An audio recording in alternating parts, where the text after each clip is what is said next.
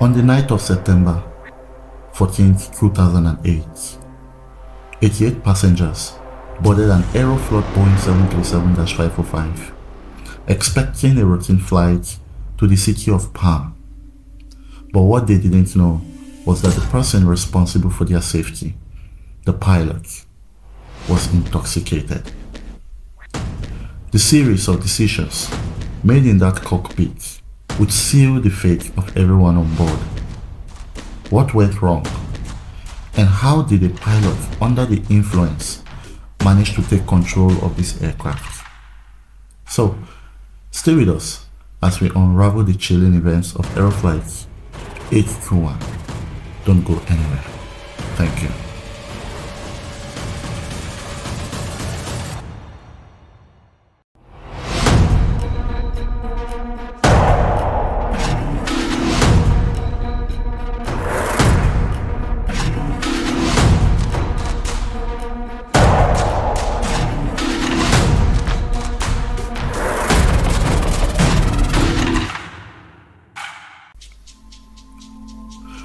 But before we dive into this story, make sure to check out our last video, where we explored the unsolved mysteries of Aeroflot Flight 1492, what we need to know now, 5 years later. It's an intriguing look into another Aeroflot incident that might shed some light on the systemic issues that plagued the airline during this period. So you can find the link to that video right here. Go check it out.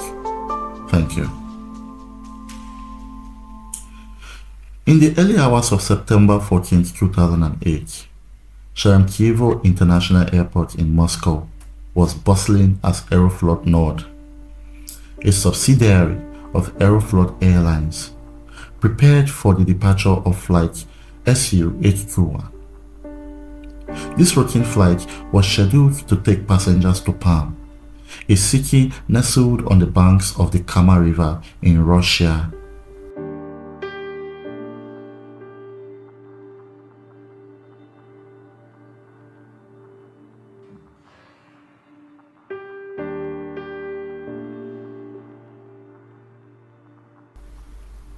The aircraft assigned for this journey was a Boeing 737-505, a twin-engine jet known for its reliability, but by 2008 had seen over 16 years of service. Oh, can you fasten your seatbelt? Yeah.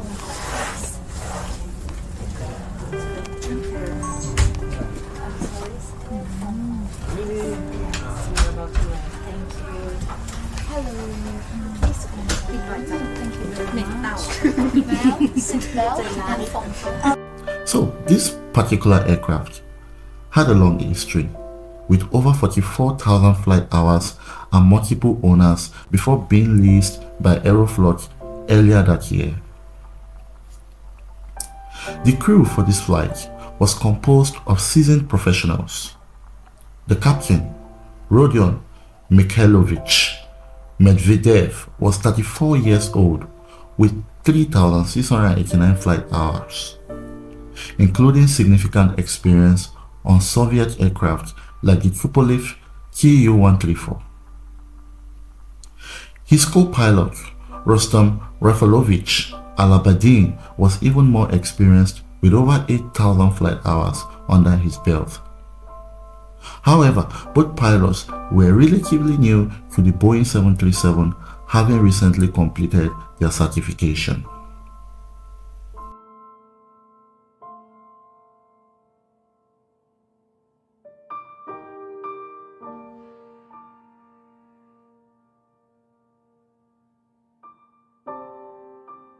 So, as the crew arrived at the airport, they underwent standard pre-flight medical checks.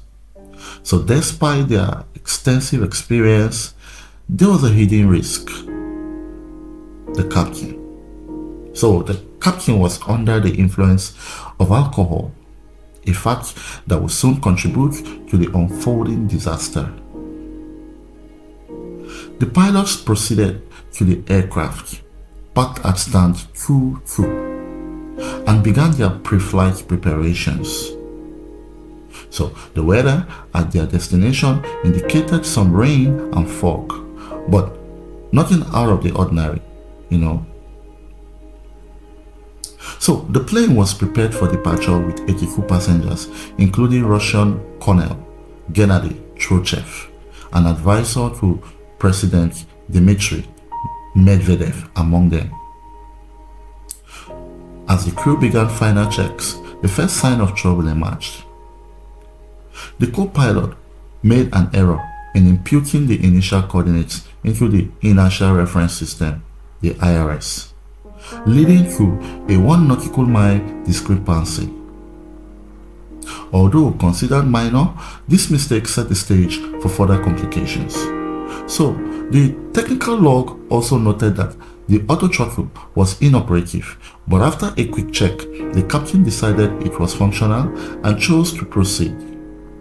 Additionally, the traffic collision avoidance system TCAS was listed as inoperative, though it was still deemed safe to fly without it.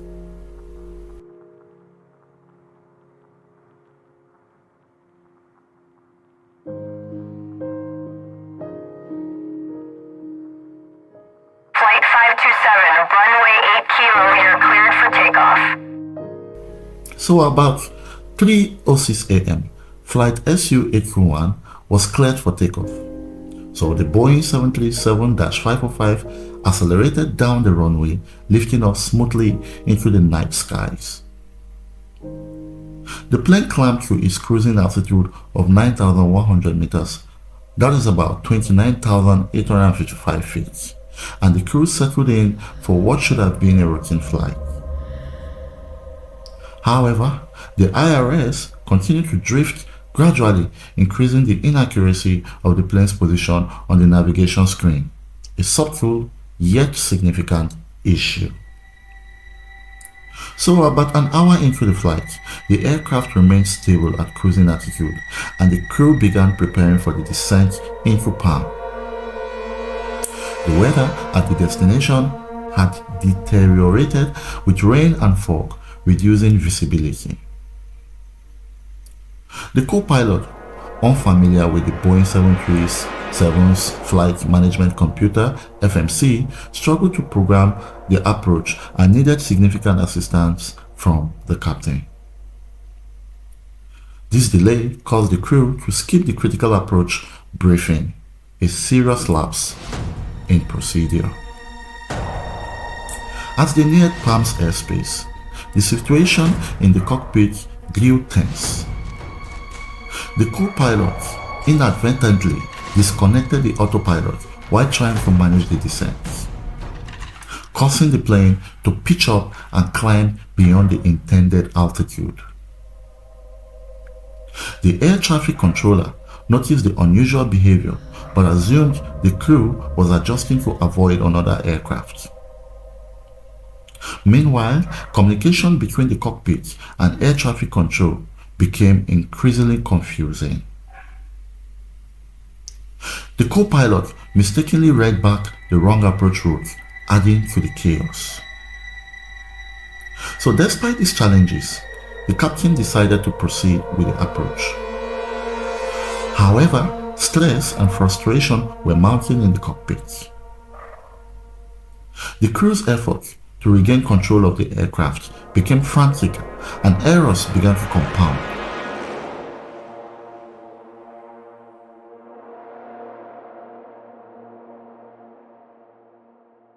In the final moments, the plane banked sharply, exceeding Boeing's recommended limits. The co-pilot tried to correct the situation, but by then, the aircraft was in a critical state.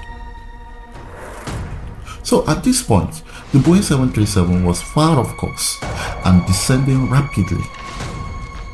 The plane ultimately crashed in a residential area near Perm, killing all 88 people on board. The wreckage was strewn across the city, and the disaster left a lasting impact on the aviation industry. So before we continue, if you find this deep dive into aviation incidents intriguing, Be sure to hit that subscribe button and click the notification bell so you never miss an update from Flight Realities. Your support allows us to continue bringing these stories to life, and if you'd like to go the extra mile, consider supporting us on Patreon. You get access to exclusive content, early video releases, and more. The link is in the description below. Thank you.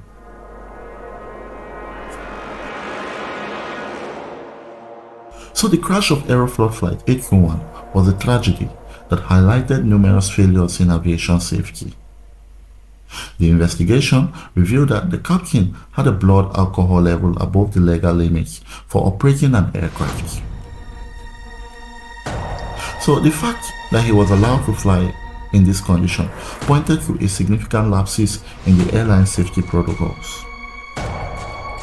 Additionally, the crew's lack of familiarity with the Boeing 737 coupled with the technical issues on board created a perfect storm.